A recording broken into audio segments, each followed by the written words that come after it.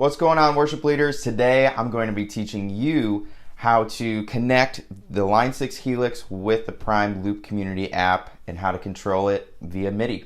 Let's get into it. Okay, so I have my Line 6 Helix here with me and I have the Multitracks app open. So here's how I have it set up. I have stomp mode across the top and I have snapshot mode across the bottom. So how I use these is I have my kind of my bass worship tone, and then I have an extra reverb wet snapshot, and then I have a delay snapshot more for the cool U2 type effects, and then I have a solo snapshot just in case I want to pop out a little bit in the mix. And obviously there are two different windows. There's that first page and then there's a second page. So this is my first page with the snapshots and the stomp box functions. So song 1 obviously is for my first song. So typically in a service I only really hit 3 buttons because we have certain songs almost every service that tie into each other. So if I have them set to tie into each other, I only have to push 1 button to play 2 songs. So if that makes sense, we typically usually play about 5 songs per service. And we always have a closing song at the end. So song 1 is usually like the first 2 songs, and then song 2 is like the second 2 songs, and then song 3 is the closing song. So then let me go to my second page here.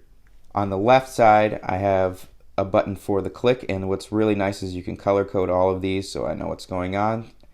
I have the click, so if there's a part at the end of the song where it slows down, I can cut the click so we can actually slow down and end the song how we want it to end. So we're not tied to the click at that point. So if we want to get rid of the click, and which I only usually turn the click off at the end of the song.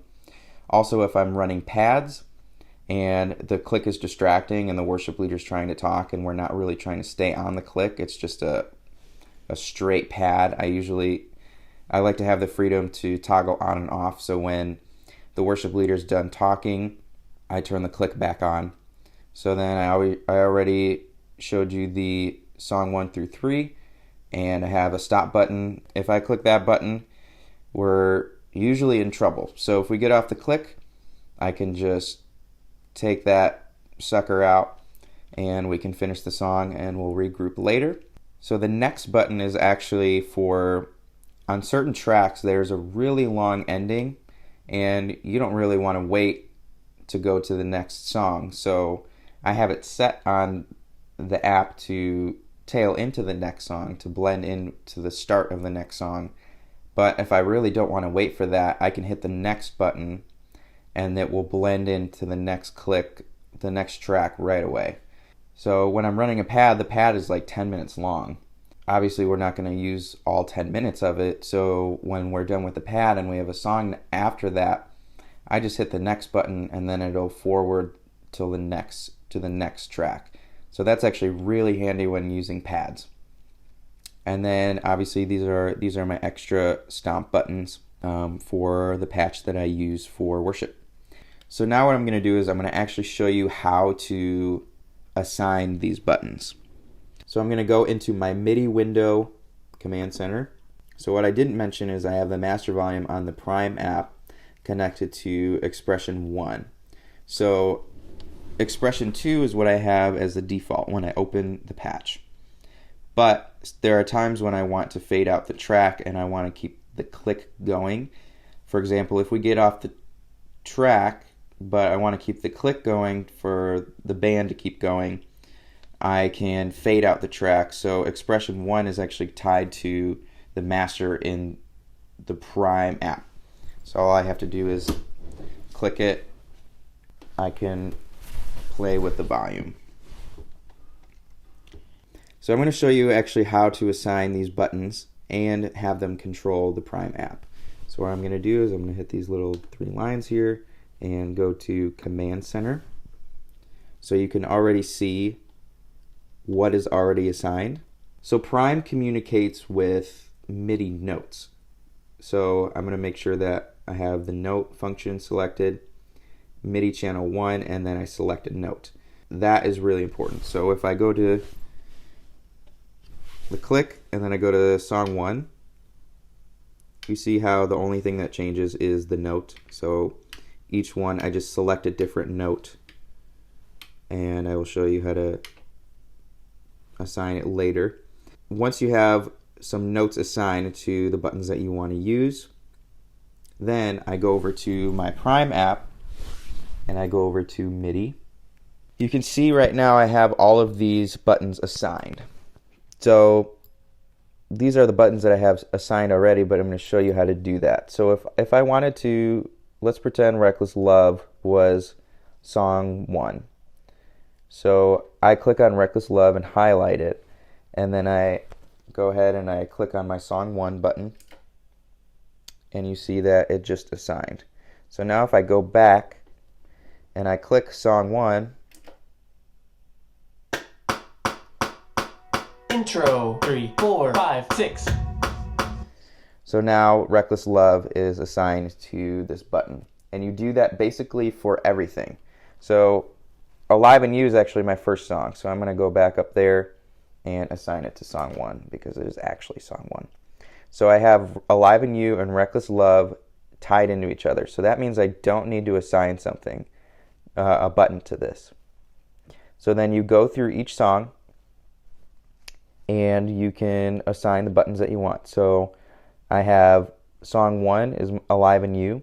So song 2 is Build My Life. And then at the end of the service, let's pretend, so I have a pad here. So I'm going to show you how to use that. So we have a pad, and let's pretend like the worship leader is talking or reading a verse or something. And then I want to go into Living Hope at the very end of the service. The pad is actually tied to song 3. So let's do that.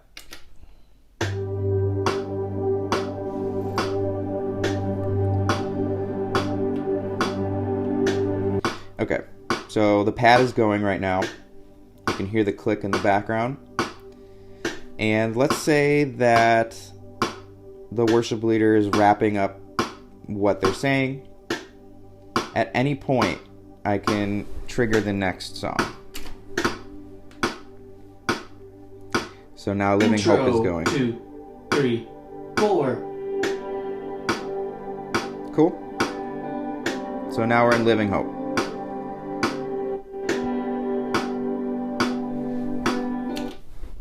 And I can just click stop. Okay, let me show you how this is all connected. Look at all this mess. Okay, so I have a USB adapter for the iPad, and it's plugged into a USB. So this is plugged in to power, and this is USB. So the USB hub is actually what is crucial here. So I have a USB hub. This is what you're going to need if you're running through an iPad. So make sure this is a powered USB hub because you want more reliability. And you're going to need to plug in your Helix here. And you need to have a USB interface. So that is what I have assigned.